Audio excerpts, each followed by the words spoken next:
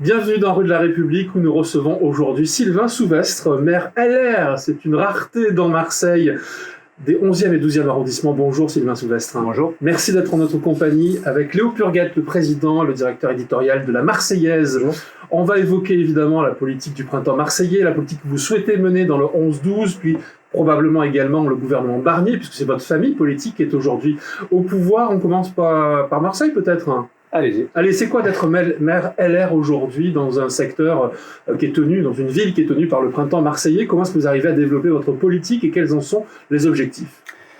Alors déjà, moi j'étais, ravi de prendre ces fonctions il y a 4 ans, parce que je suis élu depuis 2008 sur ce beau secteur. J'étais avant adjoint au sport et au développement économique. C'est une responsabilité très importante sur un secteur qui compte aujourd'hui presque 121 000 habitants.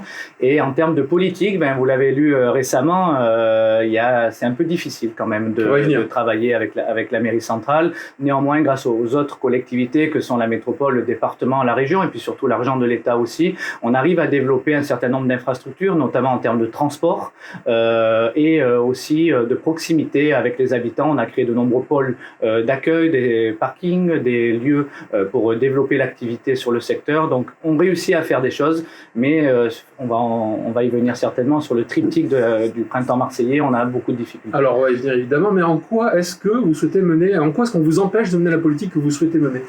Écoutez, c'est pas moi qui vais en parler. Celui que je vais citer est le mieux placé. C'est l'ancien directeur de cabinet de Madame Rubirola ou l'ancien directeur des écoles de Monsieur Benoît Payan, qui est Christophe Pierrel, et qui la semaine dernière, à l'occasion d'une manifestation que nous avons organisée avec notre collectif Génération pour Marseille, disait que ça partait d'un bon sentiment, le printemps marseillais. Et d'ailleurs, c'était une promesse de travailler avec la société civile, de travailler de manière différente de ce qu'il y avait eu jusqu'à présent, et donc notamment sur le plan des écoles que vous évoquez justement.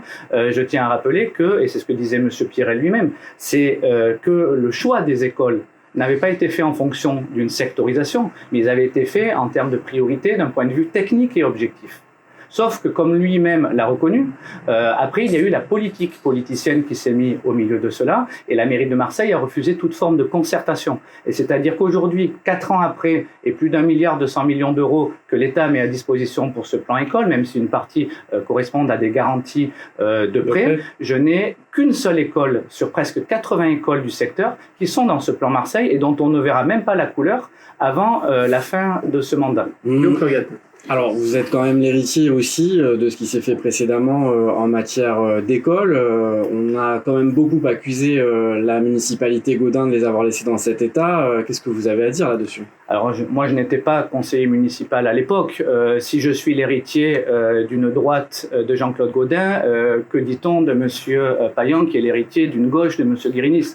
On est jeunes, on a le même âge, on a une manière différente de faire la politique. Ils ont été élus sur cette fameuse promesse, mais cette mandature est née quand même d'un mensonge à la base. Donc, sur l'état des écoles avant, justement. J'allais y venir. Les collèges étaient plutôt pas mal, mais on peut penser ce qu'on veut de M. Guérini. Pardon? On peut penser ce qu'on veut de M. Guérini, mais les collèges étaient plutôt en bon état. Oui, mais où est-ce que le premier collège a été construit depuis cette mandature par Mme Vassal sur le secteur de M.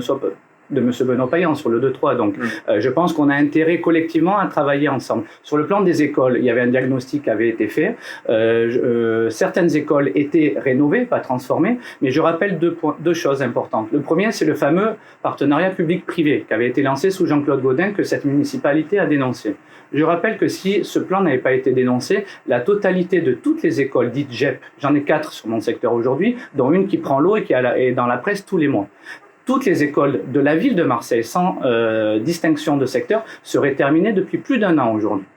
Jean-Claude Gaudin, comme Gaston Defferre, de droite ou de gauche, aucune municipalité n'a eu autant d'argent pour faire des travaux. Donc ce que vous sous-entendez, c'est que certains secteurs sont privilégiés au détriment d'autres, en particulier le vôtre. Mais c'est un peu ce que reprochait également, ce qu'on pouvait reprocher à la politique de Jean-Claude Gaudin, qui avait un peu coupé la ville en deux, entre les quartiers sud qui étaient largement bien dotés, et puis les quartiers nord qui étaient avec plus de difficultés en tout cas. Sauf que autant que Gaudin et Defferre, ce n'est pas pour les défendre, mais ils n'avaient pas d'argent. Est-ce que je dois rappeler les promesses des premiers ministres successifs, et notamment de gauche, au moment des dernières municipales, à l'époque de M. Menucci, qui avait promis presque 3 milliards d'euros à Marseille pour rénover les écoles? M. Hérault, dont on n'a pas vu un seul euro. Donc avant de venir donner des leçons de morale de ce côté-là, quand on fait des promesses, on doit les tenir.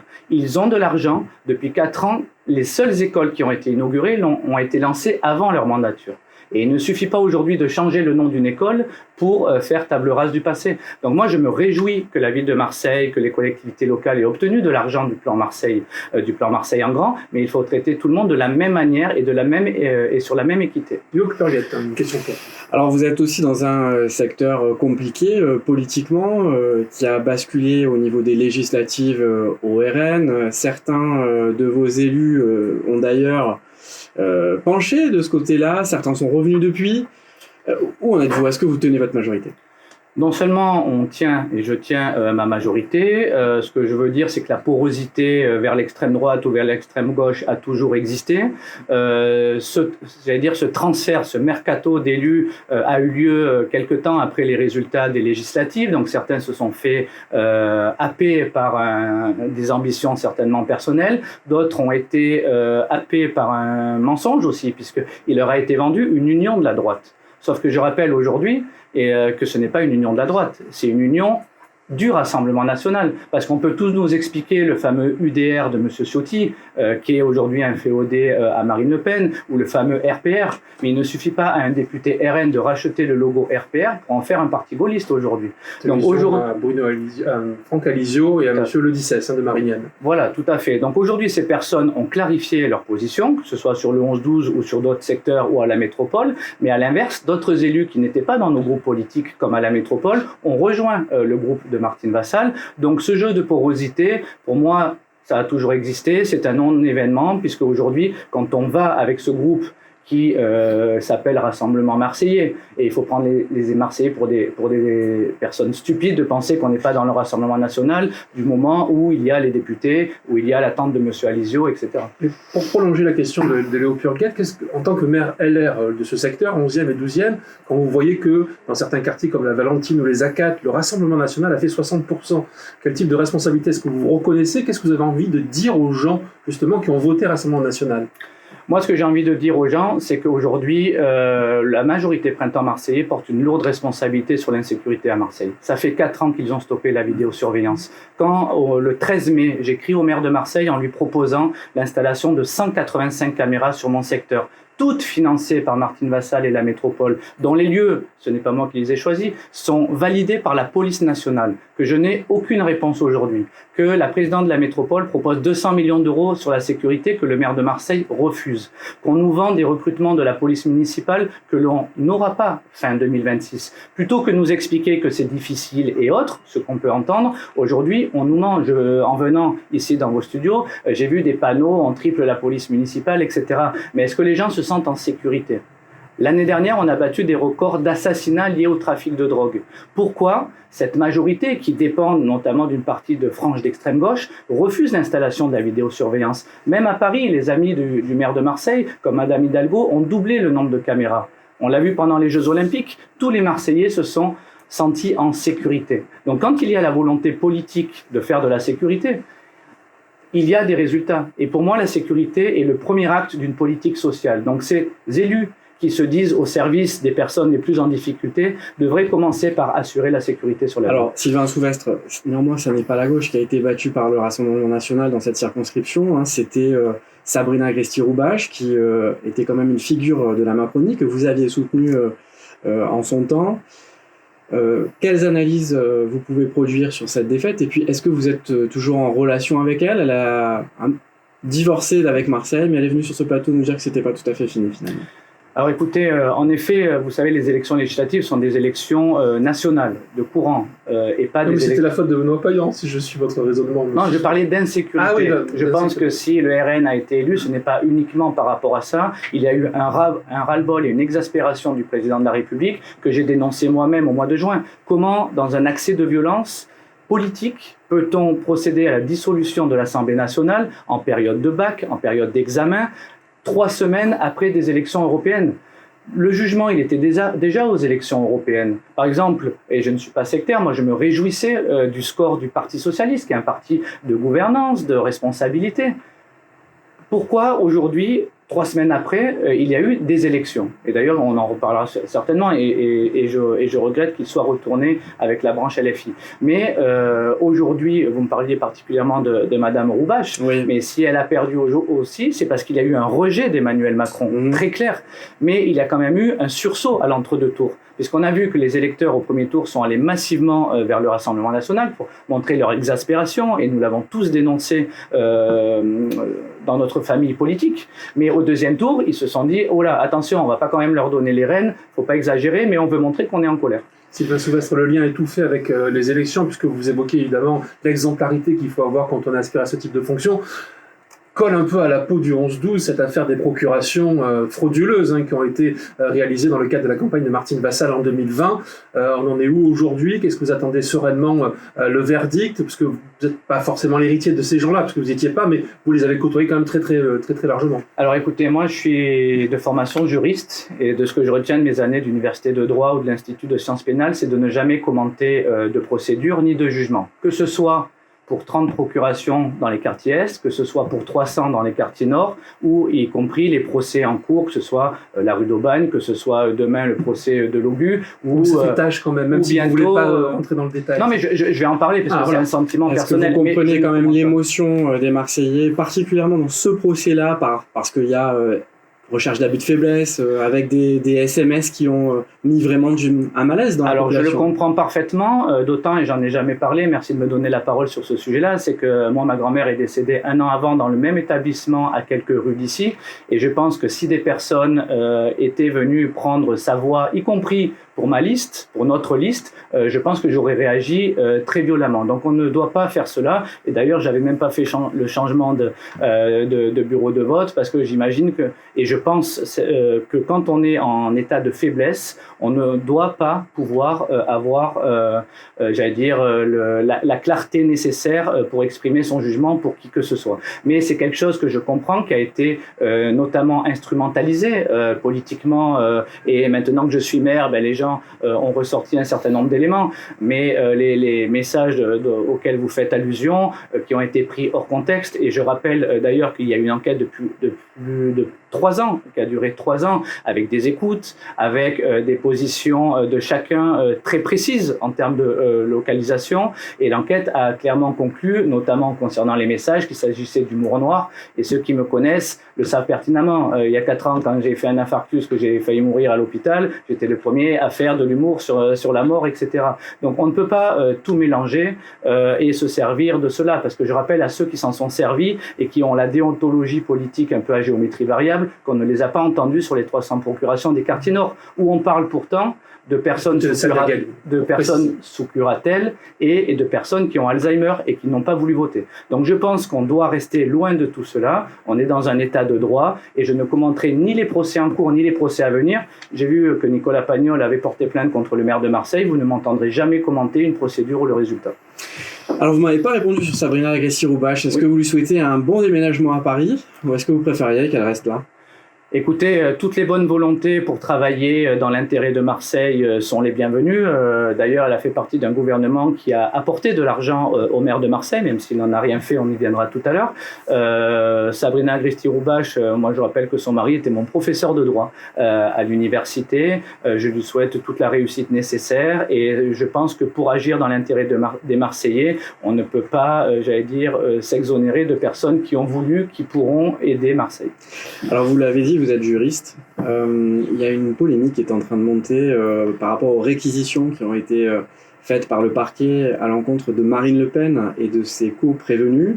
Qu'est-ce que vous pensez de ces anciens ministres, de ces responsables de la droite républicaine qui s'indignent qu'on puisse appliquer la loi sur Marine Le Pen? Gérald Darmanin en tête, il faut qu'on précise pour les auditeurs et les lecteurs. Je trouve cela scandaleux. Ça me fait penser à la fable de La Fontaine qui dit « Selon que vous serez puissant ou misérable, les jugements ne seront pas les mêmes ». Je trouve ça totalement abject, en fait, parce que Marine Le Pen, qui dénonçait pendant des années le fait de rendre inéligible toute personne qui taperait dans la caisse, pour reprendre une expression comme cela, qui se retrouve aujourd'hui avec des réquisitions, il n'y a pas eu de jugement encore, ne peut pas venir donner des leçons de morale, et les élus ne peuvent pas avoir aussi, je parlais tout tout à l'heure de juridiction et de politique à géométrie variable, d'avis différents. Pourquoi Marine Le Pen, sous prétexte qu'elle ferait 11 millions de voix aux législatives, serait moins coupable qu'un Dominique Strauss-Kahn, qu'un Fillon ou que d'autres? On est dans un état de droit aujourd'hui. Et tout le monde qui s'étonne du fait qu'en cas de condamnation, elle serait inéligible immédiatement, je tiens à rappeler, en tant que juriste, que cela dépend de la loi de moralisation de la vie politique qui date de 2016. C'est pas le juge ou le procureur qui demande cela. Donc aujourd'hui, quand il y a un détournement de plusieurs millions d'euros, on ne doit l'accepter de personne. Et y compris à commencer pour ne pas essayer de récupérer l'électorat du Rassemblement national en venant câliner Madame Le Pen. Parce que l'électorat du Rassemblement national, ils veulent de l'exemplarité aussi. On ne peut pas dire que leur leader peut faire n'importe quoi quand d'autres seraient susceptibles d'être pourtant, condamnés. il est victimisé en ce moment, en tout cas par l'électorat du Rassemblement national qui dit « mais voyez, on l'empêche de se présenter, etc. » Il y aura d'autres candidats. Je pense que Jordan Bardella doit préparer son costume, certainement. Mais en tout cas, on est dans un état de droit. On ne peut pas exonérer Marine Le Pen de ses responsabilités quand d'autres sont condamnés pour des faits quasiment similaires. Qu'est-ce qu'on pense du gouvernement Barnier aujourd'hui quand on est maire LR du 11e et 2e arrondissement de Marseille? Est-ce qu'on est loin de tout ça ou est-ce qu'au contraire, on est très attentif à ses premiers pas en politique, qui ne sont pas vraiment des pas de novices, mais en tant que Premier ministre? Écoutez, Michel Barnier est le symbole que rien ne se termine dans la vie politique. Moi, je suis ravi qu'il y ait un gouvernement LR. Ça nous permet de porter et de mettre en avant nos propositions, notamment en termes de sécurité. Nous avons eu la visite notamment de Bruno Retailleau il y a quelques jours à Marseille, avec des annonces très fortes au niveau national, mais aussi au niveau de Marseille, des renforts de policiers de terrain, des renforts d'enquêteurs, notamment sur la lutte contre le narcotrafic.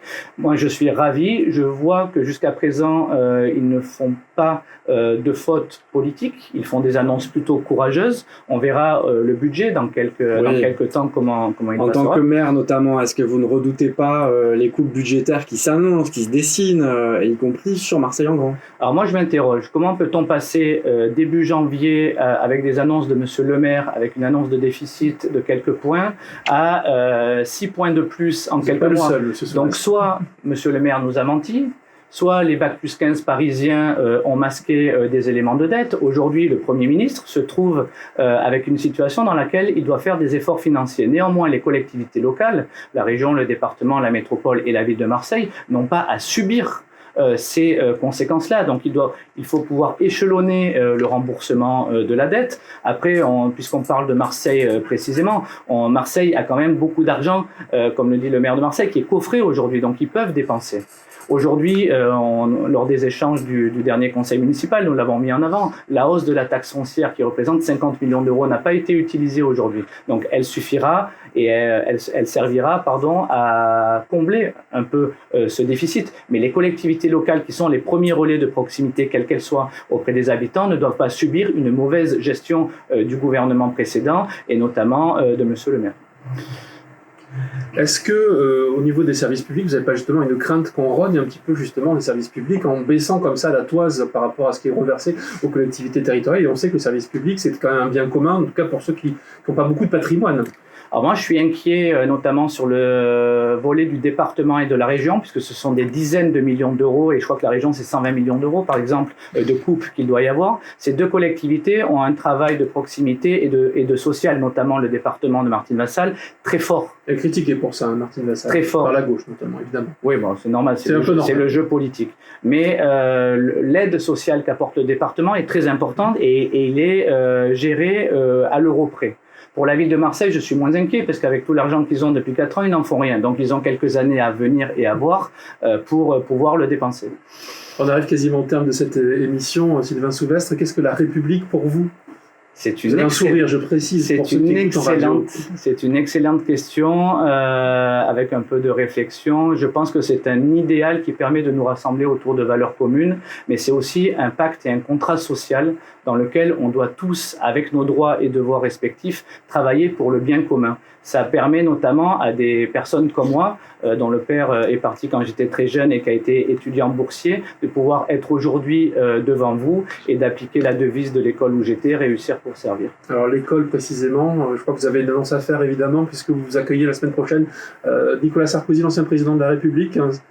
Expliquez-nous rapidement. Oui, Nicolas Sarkozy, que j'avais rencontré à Paris l'an dernier, que j'avais invité à venir sur notre secteur, viendra donc vendredi à Saint-Barnabé pour une séance de dédicace et à la rencontre des personnes qui veulent échanger avec lui de manière construite et républicaine. Construite et républicaine, mais il a quelques propos qui font pas forcément toujours du bien du côté des enseignants. Il peut être reçu de manière un peu, alors pas à Saint-Barnabé évidemment, mais il y a des échanges qui peuvent être un peu vifs peut-être. Écoutez, il a dit que les enseignants devaient travailler un peu plus. Je crois qu'il s'est fondé sur le rapport de l'OCDE qui dit que la France est en dessous du temps de travail des pays de l'OCDE. Après, quand je vois l'état des écoles de mon secteur depuis 4 ans, je comprends que les enseignants n'aient pas envie de venir travailler.